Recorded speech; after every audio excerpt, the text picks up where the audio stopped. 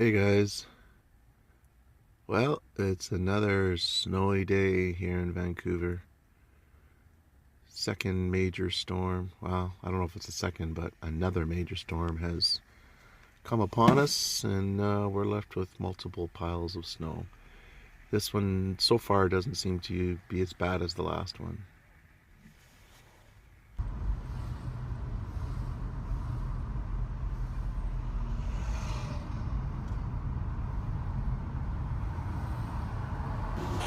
So,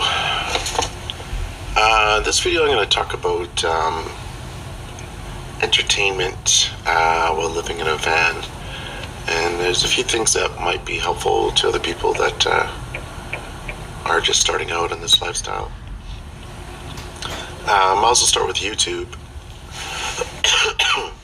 Sorry, I'm sick. I've been sick for the last 4 days or so, and my voice is froggy, croaky, and I'm not feeling that great. Not feeling that bad. It's probably better today than it has been in a while. But yeah, that's life. So yeah, YouTube. One thing you can do is when you're on data, like me.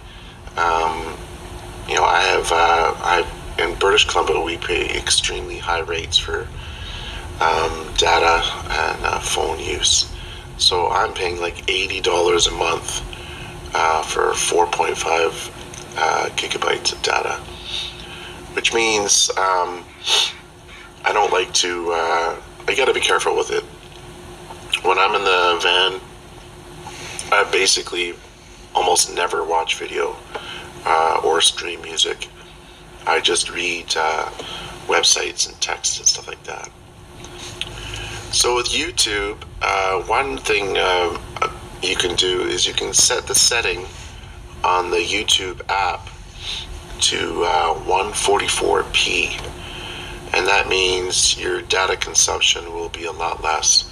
The quality of the video is also a lot less, but the video, at least if you really want to watch a video, some particular video, you can set it to that and go for it.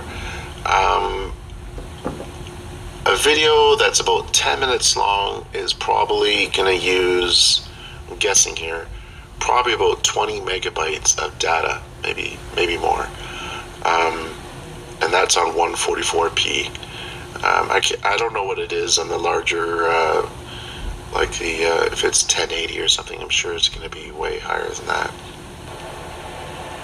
So another high consumption thing is Facebook. Believe it or not, Facebook uses quite a bit of data because of all the pictures. I mean, you get one little snippet of text and then it's a picture. And when you scroll picture after picture after picture after picture, it's using data. And just if you ever noticed, go through Facebook once, look at your data manager says what you have, and then go through Facebook for 5 minutes, then look again, and you'll see that it doesn't use nearly as much as video, but it does use it a lot. So I tend to only go on Facebook if I'm in a situation where I have Wi-Fi, or what usually happens is I usually have like half a gigabyte of data left near the end of my month of use. So in those times, then I feel free to go through Facebook or whatever, because I want to make sure I use it all before the month is over. So because it doesn't roll over or anything like that, that would be nice. And even in the last day, if I got like 100 megabytes, whatever, I'll definitely watch video. I'll use it as much as possible. Now keep in mind, this is all in Canadian terms. So the Americans, you guys get much better phone plans and data plans than we do. At least in BC, it's really bad. I know Chuck, I think, was saying he gets 15 gigabytes for like $30 or something, which is way more for way less money. But that's a plan that's based out of Winnipeg, Manitoba. So he doesn't have to deal with the BC rates. I hope he can continue that, not have to start a new one. Another thing you can do is go on websites like that don't use a lot of pictures. If you're really low on data, a really good one is Reddit.com, and they have a huge amount of topics. It's kind of like in a conversational style, like a forum, and you can talk about a lot of different things. In fact, you can even create what you call your own subreddit.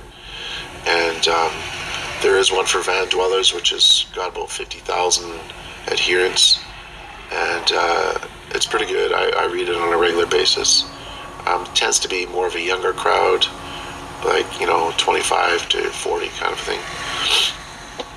And then there's cheaprvliving.com, of course, and that crowd tends to be a bit older. I'm guessing. I don't really have any statistics to back this up, but thinking they're probably like 35 and above crowd. Another thing I do for entertainment when I'm in the van is I listen to audiobooks. So what I do is I go on to, there's all kinds of ways to do it. I know I can get them for free at the library and all this stuff. But what I usually do is I just go on YouTube when I have a Wi-Fi connection, and I download the audiobook and then convert it into MP3. And that way I can listen to like 11 hours of entertainment. Of course, there's also podcasts, and there's all kinds of things. I listen to some Buddhist talks once in a while as well that I find very interesting. Of course, there's always the old standard they've been doing for hundreds of years, reading a real book. And I do that too. I tend to read mostly nonfiction when I'm actually reading. I like to read biographies, and I'm reading the autobiography of Bruce Springsteen right now. I'm a big fan of his. And so reading is definitely good. Awesome. You can do it anytime, and it's great. If all your power is out, as long as you got a little bit of light, you can read. Anyways, guys, I think it's going to wrap it up for this one. Thanks for watching. Take care. Have a good night.